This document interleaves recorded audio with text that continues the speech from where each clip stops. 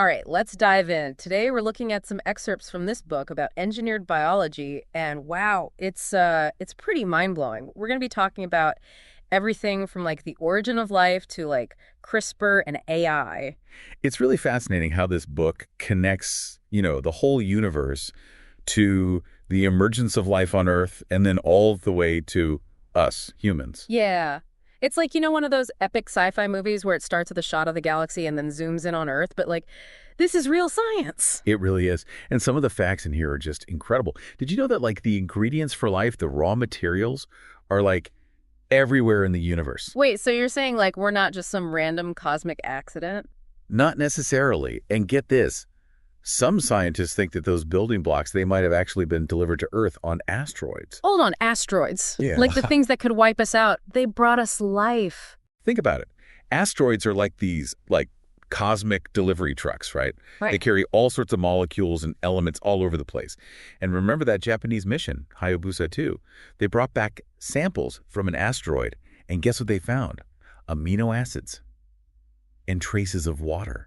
No way. So we really could be like made of stardust. Pretty much. Yeah. But it's not just about the ingredients, right? You need the instruction manual. That's where DNA and RNA come in. Yeah. DNA, RNA. We learned about that in school. What's like the big deal about them when we're talking about engineered biology? Well, imagine if everyone had the exact same DNA. One little problem, one bad virus, and boom, everyone's gone, right? Oh, okay. Diversity in our genes, in that code, Right. is what lets life adapt and survive. It's a big deal when we're talking about, engineering life, because we don't want to just create a monoculture. Right. So diversity is like, it's like a safety net. Yeah. Makes things more resilient. Exactly. Okay, I got it. So we've got the universe, we've got the ingredients, we've got the code. Where do we fit into all of this? Yes. Humans. Well, the book goes through this whole journey of how we evolved, from these little mammals running around while the dinosaurs roamed the earth. And now we're here, and we can not just understand life, but we can actually start to change it. It is pretty amazing when you put it like that. But how did we get here? The book makes this point that it's not just because we're like, super smart. Right. It's not just about intelligence. It's about our ability to learn from each other, to build on what came before. Okay. It's called cumulative cultural evolution. So we started with making tools, then we figured out language, then how to write stuff down, share knowledge across generations. And that's a big reason why we're seeing such fast progress in fields like, engineered biology today. We're not starting from scratch. So it's like we figured out how to stand on each other's shoulders instead of just like constantly reinventing the wheel. Exactly. Imagine if, one society figured out how to, smelt copper thousands of years before another. All that progress just gone because they couldn't share the knowledge. Yeah, makes you appreciate the internet, huh? Now an idea can go around the world in seconds. Yeah, and that brings us to this really interesting point, because that interconnectedness, that's what's driving this crazy acceleration of technology we're seeing now. So you're saying it's not just that we're innovating faster, but like the rate of innovation itself is speeding up. Yeah, and that leads us into this whole idea of like the exponential age, where fields like biology and computing are starting to merge and create possibilities we could only dream of before. Okay, I'm definitely intrigued. Let's dive into that next. So we're in this exponential age, huh? Things are changing so fast it's hard to keep up. It really is amazing. And this book, it uses this concept called Moore's Law to sort of illustrate this point. Moore's Law, isn't that the thing about computers getting like twice as powerful every 2 years? Yeah, that's the basic idea. But what's really interesting is that it's not just limited to computers anymore. It's become this sort of universal principle for technological advancement across all sorts of fields, even biology. So like the same force that's driving our smartphones to evolve at warp speed is also pushing breakthroughs in things like genetics and bioengineering. Exactly. And the book gives this great analogy for how exponential growth works. Imagine you start with just 1 penny and you double it every day. Sounds pretty boring at first, right? But guess what? After a month, you'd have over $5 million. Seriously. That's insane. It's just the power of compounding, huh? Small changes, but over time it just snowballs. Exactly. And that's what we're seeing with biology and computing. They're sort of converging, right? Think about AI, Yeah. especially machine learning. Yeah, AI. It's everywhere.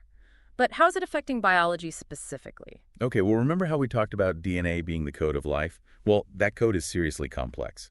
For decades, scientists struggled to understand how proteins, which are these essential building blocks of life, how they fold into their specific shapes based on their DNA sequence. Protein folding, yeah. I vaguely remember that from biology class. It's crucial because a protein shape, it determines its function. But then DeepMind came along with their AI program, AlphaFold. AlphaFold. Oh, yeah, that was a big deal. It was huge. AlphaFold basically cracked the code of protein folding. Like, it can predict a protein's 3D structure just from its amino acid sequence. It's super accurate, too. This was a problem that was stumping scientists forever, and then suddenly, bam, an AI solved it. Okay, so that's amazing for science, but what does it mean for, like, regular people? Well, think about it. Understanding how proteins work is key for developing new drugs, new therapies, right? AlphaFold could speed up drug discovery so much. We're talking faster treatments for cancer, Alzheimer's. Yeah. It could even revolutionize personalized medicine. Doctors could tailor treatments to your specific genes. Wow, so AI is helping us unlock, like, the secrets of life itself? In a way, yes. But get this. Some researchers, they took AlphaFold and basically ran it in reverse. In reverse, what does that even mean? So instead of predicting the shape of a protein from its sequence, they used the AI to design new sequences that would fold into like specific predetermined shapes. They're creating proteins that have never even existed in nature. That's wild. So we're not just reading the book of life anymore, we're writing our own chapters. Exactly. And that brings us to like the core of engineered biology. We've gone from kind of crude methods like radiation breeding to these really precise tools like CRISPR. CRISPR, yeah, I hear that word all the time, but I still don't really get what it is. Okay, so imagine you have like a word processor, but for the genome. That's basically CRISPR. It lets scientists target very specific genes, cut them out, replace them, even edit like the individual letters of the DNA code. So we can actually edit the code of life. It's kind of scary. It definitely raises some big questions, but the possibilities are huge. Like what are scientists doing with this CRISPR thing? Oh, so many things. Developing new disease therapies, engineering crops that are more resistant to like pests and climate change, even exploring the possibility of bringing back extinct species. Wait, bringing back extinct species? Are we talking like Jurassic Park here? Well, maybe not dinosaurs just yet, but the technology is getting there. That is mind-blowing. This is all so much. Where does it all end? What's the goal of all this? It's a good question. This book doesn't give us all the answers, but it talks about this concept of synthetic biology, which takes engineered biology even further. Synthetic biology, what's that? It's like taking those building blocks of life, DNA, proteins, cells, and using them to build entirely new biological systems. Like imagine building with Legos. Legos, for real. Okay, it's a simplified analogy, but it gets the point across. We're not just tweaking existing organisms. We're trying to build new ones from scratch, design them for specific functions. So we're going from editing the book of life to writing completely new books. Yeah, pretty much. And that's where things get really interesting and a little bit scary. We're blurring the lines between natural and artificial. We're becoming architects of life itself. Okay, now I really feel like we're in a sci-fi movie. But before we get too carried away, what are scientists actually building with these biological Legos? All sorts of things. Biofuels from algae, new materials with crazy properties, even bacteria that can detect and clean up pollution. Wow, so it's not just about pushing the boundaries of what's possible. It's about using these tools to solve real problems. Exactly. The possibilities are endless. Well, almost. We still have to think about the ethics of it all, right? Right. Speaking of ethics, I think it's time we address that. What are the risks? What are the ethical concerns? That's a really important question, and one that we'll definitely delve into in the next part of our deep dive. Get ready, it's going to be thought-provoking. So we've explored this amazing world of engineered biology and how fast it's all moving. But obviously, there are some pretty big questions that come along with, having this power to actually change life itself, right? Oh, absolutely. And this book definitely, it doesn't shy away from those ethical questions, those potential risks. Mm-hmm. And I think it's really important to acknowledge that we're stepping into this role of, life architects, and it's uncharted territory, right? Yeah. A lot of unknowns. Yeah, it's kind of like we've got this super powerful toolbox, but we're still trying to figure out the safety manual. It's a great analogy. And it's not even just about safety, right? It's about what we should be building in the first place. Like, what's the purpose of all this? Exactly. Because on the one hand, you've got all these people who see engineered biology as like the solution to all our problems, you know? Yeah, Curing diseases, solving hunger, maybe even reversing climate change. right. The potential benefits are huge. Yeah. But then you have the people who are worried about what if we mess up? Mm. What if we create something we can't control? Yeah, like a superbug or something. Or what if, all this just makes the gap between the rich and the poor even bigger? Exactly. Like Yeah. we create this amazing thing, but it backfires. And then there's this whole question of how do we even define life? If we create, a synthetic organism, is that truly alive in the same way as like a tree or a dog? Whoa.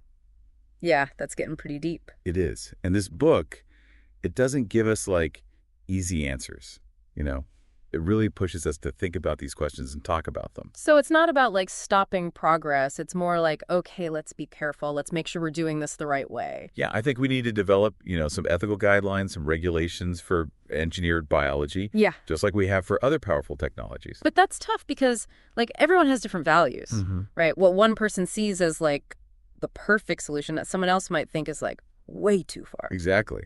So how do we even start to figure all this out? That's a great question. Well, I think step one is recognizing that this isn't just a science issue, it's a societal issue, We need everyone at the table, scientists, policymakers, and regular people, all of us. Because we're all in this together, right? We're basically writing the next chapter of life on Earth, so we better make it a good one.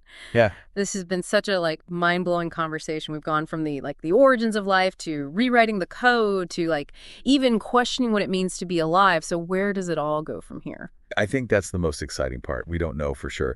But, this book, it reminds us that everything we've talked about today, it's just the beginning. Think about what the next 10 years might bring. Maybe we'll cure all these diseases, clean up pollution.